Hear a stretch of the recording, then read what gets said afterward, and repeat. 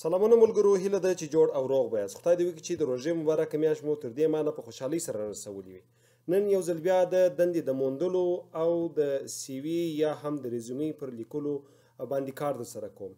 په پنځم درس کې به نن موږ پر پنځمه برخه، شپږمه برخه او اوومه برخه د سی وي کار وکړو. په تیر درس کې، په تیر څلورم درس کې موږ پر لومړۍ، دوهمې، درېیمې او څلورمې برخو باندې د سی وي کار وکړي او پر هغو باندې مو مثالونه جوړ کړه. نن به پر پنځمه، شپږمه او اوومه برخه د سی وي کار وکړو چې په دې سره به د سی وي د نن درس سره خلاص سي. نو هغه درې برخې چې پاته دي، پنځمه او شپږمه او اوومه برخې دي، هغه عبارت دي د interests and achievements یعنی ذوق او لاسته راوړنو څخه، سکلز مهارتونو څخه، ریفرنسز یعنی ماخذونو څخه، چې دا درې یا دوه کسان کېدلی سي په یو سی وي کې د ماخذ په حیث باندې ورکول سي. راځو لومړی پر ذوق او اچیومنټس یا لاسته راوړنو باندې خبرې کوو چې دا په سی وي کې همدارنګه په ریزومې کې ځینې وخت ډیر مهم وي، هر وخت مهم نه وي. نو دلته یو څو مهمې خبرې دي، مشورې دي چې موږ باید هغه یوارې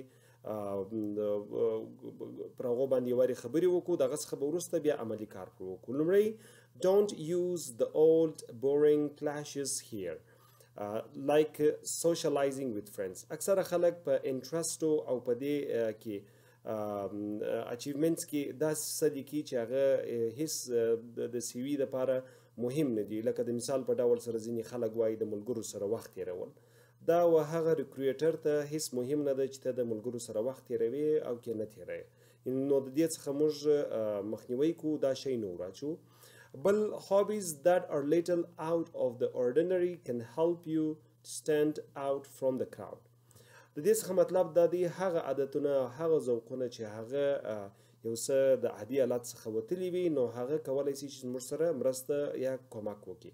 یعنی داسې یو عادت وي چې هغه د کوم بس دپاره چې موږ اپلای کوو پر هغه پرې اړه ولري او د هغه مربوط وي. د مثال په ډول سره که چیرې یو څوک په یو داسې سازمان کې کار کوي چې هغه سازمان د کوچنیانو لپاره کارونه کوي او فعالیتونه سرته رسوي، او زموږ یو داسې عادت وي چې موږ د کوچنیانو سره وخت تېرول مو خوښیږي، نو داسې یو عادت که چیرې موږ په سی وي کې ولیکو، نو په هغه صورت کې به دغه عادت به زموږ سره د دې مرسته وکړي تر څو ریکرویټر او یا هم هغه څوک چې موږ انتخابوي هغه به موږ انتخاب کړي د انټرویو دپاره.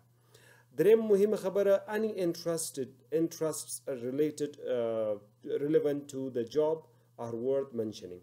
هر هغه ذوق چې یو شخص یې لري او هغه د هغه بس چې دی اپلای ورته کوي د هغه مربوط وي، د هغه اړوند وي، هغه مهم دی چې موږ یې خپل په سی وي او ریزومې کې ذکر کوو. اوس راځو پر مثالو باندې خبرې کوو چې یعنې موږ څنګه کولی سو چې انټرسټس او اچیومنټس په سی وي یا ریزومې کې ځای پر ځای کړو. نو دلته انټرسټ اینډ اچیومنټس اگزامپل، تاسې چې کله په سی وي کې انټرسټ لیکئ داسې یو ټایټل به ورته ولیکئ چې انټرسټس د هغه څخه رالاندې. اوس مثال یو څوک دی سیلف سټډي، آزاده مطالعه یې خوښیږي، کولی سي چې داسې یو ذوق ورواچي یا انټرسټ ورواچي. پارټیسپیټ ان سوشل اکټیویټیز، په ټولنیزو فعالیتونو کې برخه اخیستل، دا یو څوک کولی سي چې ورواچي. stay with friends and family in my free time، دا هم کېدلی سي، خو که چیرې دا مهم نه وي، ستاسې پر هغه بست باندې اړه نه لري، هېڅ ضرورت یې نه دی چې دا تاسې ورواچوي. خو دا ما یو مثال درته وایم. read tips and guides written by famous writers، هغه لارښوونې او راهنمایانې چې د مشهورو لیکوالانو لخوا څخه لیکل سوي، د هغو لوستل مې خوښیږي. دغسې ډول ذوقونه تاسې کولی سي وراچوي. خو یوه خبره باید تاسې په یاد ولرئ، که چیرې دغه ذوقونه د هغه بست اړوند نه وي چې تاسې اپلای ورته کوئ، نو هېڅ ضروري نه دی چې تاسې یې ورواچوئ. بل، اچیومنټس یعنی لاسته راوړنې هغه څه دي چې یو چا په یو ورکشاپ کې برخه اخیستي، یو چا په یو فعالیت کې برخه اخیستي چې هغه د ژوند یو لاسته راوړنې، نو کولی سي چې په دې ډول یې ولیکي. یعنې اچیومنټس ټایټل به ورته لیکئ، لاندې به ورته لیکئ چې completed a 3-day leadership and soft skills training by the Asia Foundation. دا که یو چا داسې یو ټریننګ کې برخه اخیستي چې هغه د هر ارګان لخوا څخه وي او د سرټیفیکیټ ولري، کولی سي چې خپل په اچیومنټس کې دغسې یو لاسته راوړنه هم ځای پر ځای کړي. دلته نوٹ لیکل شوی دی above format is used for both CV and resume. یعنی دغه فارمټونه هم د CV دپاره تاسې کولی شئ چې استعمال کړئ او هم د ریزومې دپاره. راځو په بل برخه باندې خبرې کوو چې هغه د سکلز دي، یعنی مهارتونه دي. نو یعنی کم مهارتونه چې تاسې لرئ تاسې کولی شئ چې هغه مهارتونه واچوئ. دلته یو څو مثاله یې ما راوستل دي، یعنی لانګویج د ژبې مهارتونه چې تاسې لري، کمپیوټر سکلز د کمپیوټر مهارتونه کولی شئ چې په CV ریزومې کې ورواچوئ. ټایپینګ سپیډ اینډ ویچ لانګویجز، په هره ژبه باندې چې تاسې ټایپینګ سپیډ لري کولی شئ هغه ورواچوئ. سافت سکلز، که چیرې تاسې سافت سکلز لري یعنی د یو شي لیکل کولی شئ، سافت سکلز کولی شئ چې مثال تاسې په کمپیوټر کې کم کارونه سرته رسولی شئ، دې ته سافت سکلز ویل کېږي. تاسې هغه کولی شئ چې ورواچوئ. ډرایوینګ، په ځینې پوزیشنو دپاره که تاسې ډرایوینګ سکلز ورواچوئ یعنی په هغه پوزیشن باندې مربوط وي چې هغه ته ډرایوینګ ته ضرورت وي چې تاسې باید موټر زده وي، تاسې کولی شئ چې هغه هم ورسره یو ځای کړئ. اوس راځو په 2 سلایډو کې د دغو سکلز یا مهارتونو مثالونه وایو. لومړی راځو پر د ژبې پر مهارتو باندې خبرې کوو چې په یو CV کې او یا ریزومې کې څنګه موږ کولی شو چې خپل د ژبې مهارتونه ځای پر ځای کړو. نو د ژبې مهارتونه په CV کې تاسې د یو ټیبل له لارې څخه کولی شئ چې په اول کالم کې بیا ژبې راسي او په وروستي نورو کالمو کې 4 کالمو کې دغه 4 مهارتونه دي چې یو لیسنینګ دی، بل رایټینګ دی، بل ریډینګ دی او بل هم سپیکینګ دی. او کولی شئ چې هغه مهارتونه په ګود، ویری ګود، ایکسلنټ باندې وښایاست. لکه دلته چې ما ورته لیکلي دي و دغو 3 ژبو ته، پښتو، دري او انګلیسي ته. خو په ریزومې کې تاسې نشئ کولی چې داسې یو ټیبل ولیکئ ځکه چې ریزومې بیا اوږدېږي. ریزومې باید 1 یا 2 صفحې وي او تر هغه بلابود نه وي. نو په ریزومې کې تاسې کولی شئ چې داسې ولیکئ، اول به مورنۍ ژبه ولیکئ لکه اوس دلته ما لیکلي دي نیټیو پښتو، مورنۍ ژبه مې پښتو ده، ایکسلنټ دري، بهترینه دري وایم، ان کنورسیشنل انګلیش او انګلیسي باندې محاوره کولی شم. نو په دغه ډول سره تاسې کولی شئ چې خپل د ژبې مهارتونه په CV او په ریزومې کې ځای پر ځای کړئ. بل راځو بل مهارت هغه د کمپیوټر سکلز دي. په کمپیوټر سکلز کې چې تاسې هغه پروګرامونه په سم ډول سره زده وي، کار پر کولی شئ، تاسې به هغه لیکئ.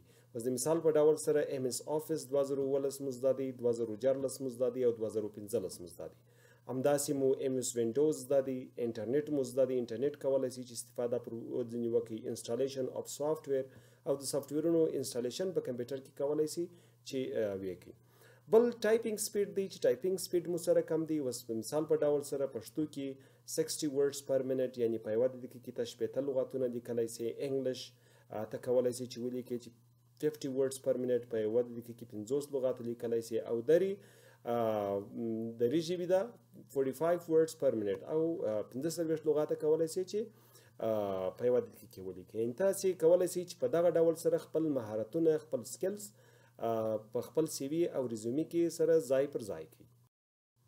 راځو وروستۍ برخه د CV چې ده هغه ریفرنسز دي. ریفرنسز یعنی ماخذونه چې دا باید 2 یا 3 شخصه وي چې تاسې خپل په CV یا ریزومې کې ورکوئ تر څو هغه کمپنۍ یا سازمان چې تاسې په کار ګماري هغه د دوی سره خبرې وکړي. نو لومړی نوٹ دلته دی normally 2 or 3 referees are sufficient. 2 یا 3 ریفریز یا ماخذونه یا هغه کسان چې ستاسې ضمانت کوي دا کفایت کوي چې هغه کم رقم کسان وي، یا ستاسې اکاډمیک لیول څخه وي، د پوهنتون د مکتب چې تاسې پیژني، فرام ان امپلایر یا کولی شي چې د یو بل سازمان څخه وي.